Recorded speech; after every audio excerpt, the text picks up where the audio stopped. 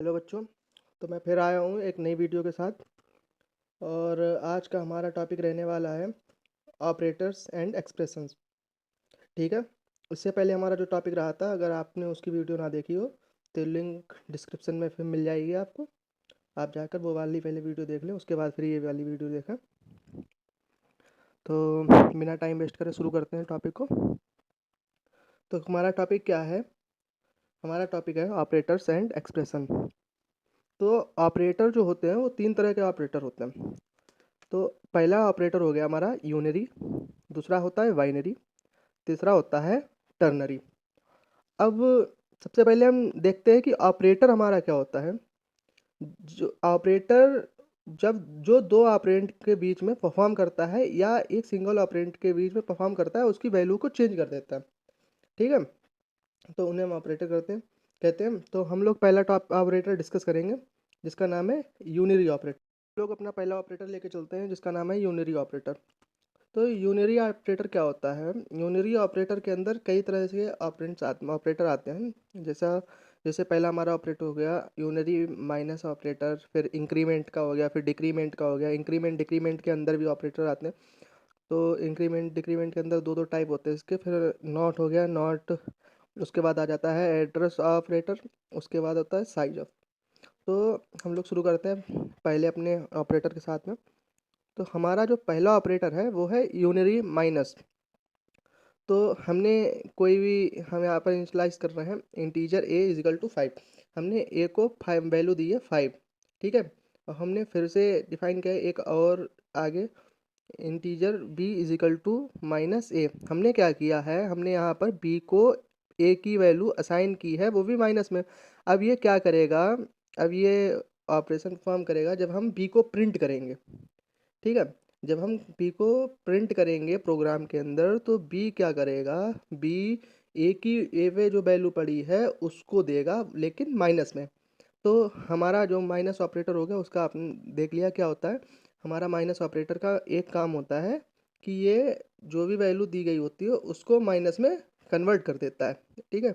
अब हम यहाँ पर अगर प्रोग्राम के अंदर अगर ए को प्रिंट करेंगे तो ए की वैल्यू 5 आएगी प्लस में। अगर बी को प्रिंट करेंगे, बी की वैल्यू तो ए, बी की जगह बी को जब प्रिंट करेंगे तो वैल्यू तो एक ही आएगी, लेकिन जो माइनस ऑपरेटर लगा है ये उसकी वैल्यू को माइनस में कन्वर्ट कर देगा। उसके बाद हम लोग अपना अगला टॉपिक डिस्कस करते हैं। अगला पॉइंट है हमारा इंक्रीमेंट ऑपरेटर। अब इंक्रीमेंट के अंदर दो तरह का बताया था। पहला हो गया पोस्ट फिक्स और दूसरा हो गया प्रीफिक्स। तो पोस्ट फिक्स इंक्रीमेंट में क्या होता है, हमने मान लो यहाँ पर इनिशलाइज किया है हमने integer A is equal to 1। Program के अंदर हम लोग ने डिफाइन किया इसको इंटीजर ए इजिकल टू 1।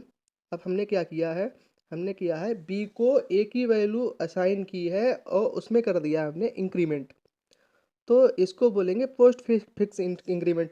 अब मान लो हमने बी को प्रिंट किया, यहाँ पर प्रोग्राम के अंदर हमने बी को अगर प्रिंट करेंगे तो बी को जब प्रिंट करेंगे तो आएगा 1, क्योंकि हमने बी को एक की वैल्यू असाइन की है। इसमें जो इंक्रीमेंट किया है वो बाद में होगा। पहले हम जो बी की वैल्यू जहाँ पे भी प्रिंट करेंगे वहाँ पर 1 आएगी। और हमने क्या किया है, नीचे इंटीजर सी इजिकल टू ए। अब सी को अभी हमने ए की वैल्यू असाइन की है। अब सी को जो हमने ए की वैल्यू असाइन की है, जब हम सी को प्रिंट करेंगे तब हमारा वैल्यू आएगी इंक्रीमेंट होके 2। तो इसका क्या होता है, पोस्ट फिक्स इंक्रीमेंट में क्या होता है, ये पहले वैल्यू प्रिंट करता है उसके बाद इंक्रीमेंट करता है। अब हम लूप में देख लेते हैं। जैसे फॉर लूप में हमने लगाया है, फॉर लूप में इंक्रीमेंट करेंगे तो पहली बार में तो वही वैल्यू प्रिंट करेगा। पहली बार में जैसे 1 दिया है तो पहली बार में तो 1 प्रिंट करेगा। उसके बाद फिर इंक्रीमेंट करेगा, उसके बाद इंक्रीमेंट करने के बाद नेक्स्ट टाइम पे 2 प्रिंट करेगा। फिर उससे अगले बार जितनी भी बार भी हमारा लगा होगा उतनी बार ऐसे ही 2 3 4 ऐसे ही करके प्रिंट करता चला जाएगा। और प्रीफिक्स वैल्यू में क्या होता है, प्रीफिक्स वाले में क्या होता है, प्रीफिक्स वाले में होता है कि अगर हमने इसको प्रीफिक्स इंक्रीमेंट किया है तो इसमें क्या होता है, हमने यहाँ पर वैल्यू असाइन की, हमने ए इंटीजर ए, जो इंटीजर आगे लगा है ये डाटा टाइप है। तो इंटीजर जो है मतलब ए को हमने इंटीजर टाइप की वैल्यू असाइन कर रहे हैं, जैसे ए इजिकल टू 1। ठीक है। अब हमने नीचे असाइन किया है हमने बी इजिकल टू इंक्रीमेंट ए। ठीक है। इसमें क्या होता है, इसमें होगा कि पहले इंक्रीमेंट करेगा उसके बाद वैल्यू को प्रिंट करेगा। तो हमारा क्या हुआ, अब हम अगर कहीं पे भी b को प्रिंट करेंगे तो हमारी वैल्यू आएगी 2।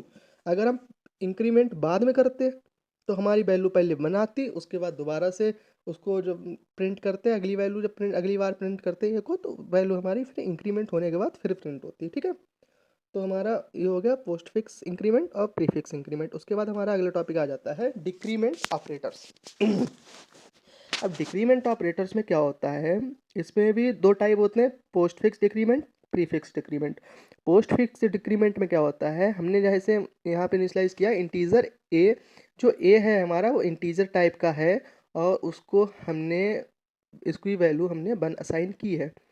अब अगली बार में हमने क्या किया है, integer b is equal to A, उसमें किया है हमने डिक्रीमेंट।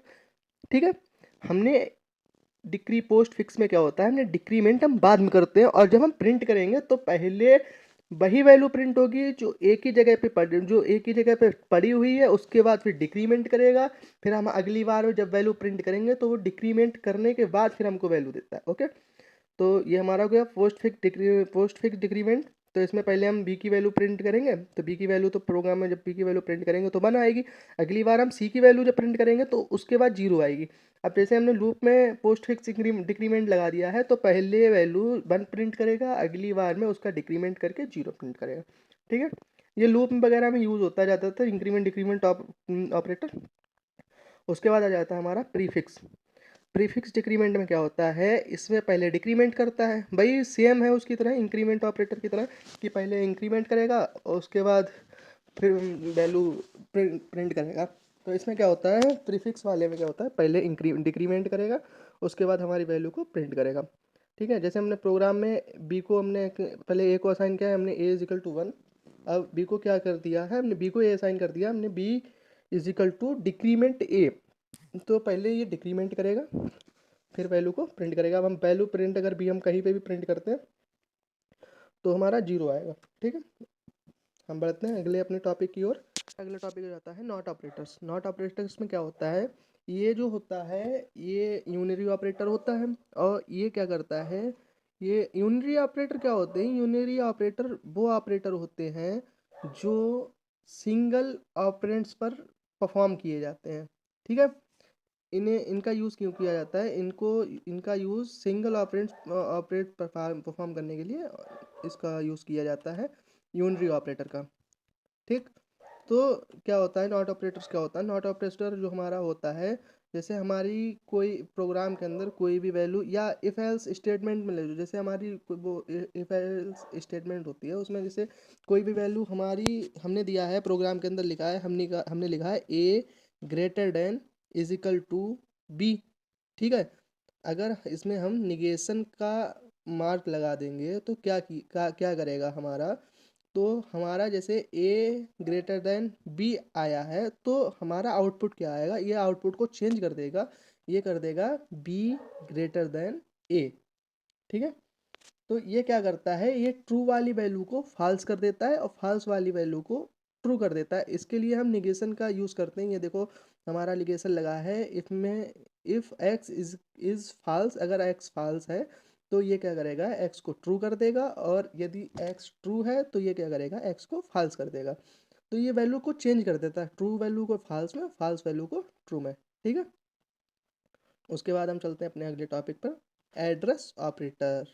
एड्रेस ऑपरेटर क्या होता है, एड्रेस ऑपरेटर होता है जैसे हमने क्या किया, हमने एक इंटीजर लिया है, हमने ए इज इक्वल टू 10। अब जो हमारा ए है वो अगर हम यहाँ पे भी प्रोग्राम में ए को प्रिंट करेंगे वहाँ पर हमारी वैल्यू 10 प्रिंट होगी। ठीक है, और हमने क्या किया, हमने एक और इंटीजर ले लिया, integer B is equal to, integer B को हमने असाइन किया है ए का एड्रेस, ये यहाँ पर लिखा है B is equal to address of A. जहाँ पर भी हम प्रोग्राम के अंदर बी को प्रिंट करेंगे वहाँ पर हमारा जो ए वेरिएबल का जो एड्रेस होगा वो प्रिंट होगा। ठीक है, इसमें क्या होता है, एड्रेस ऑपरेटर जिस जिस भी उसके ऊपर वेरिएबल के आगे लगा देते हैं वहाँ पर उस वेरिएबल का एड्रेस प्रिंट होता है। ठीक है, तो हमारा क्या हो गया एड्रेस ऑपरेटर। एड्रेस ऑपरेटर में हमारा यही आ जाता है कि ये जिस जिसके वेरिएबल के आगे लगाया जाता है ये उसका एड्रेस प्रिंट करता है। ठीक है, अपने अगले टॉपिक पे। अगला टॉपिक है हमारा साइज ऑफ। साइज ऑफ भी एक कीवर्ड होता है, ठीक है।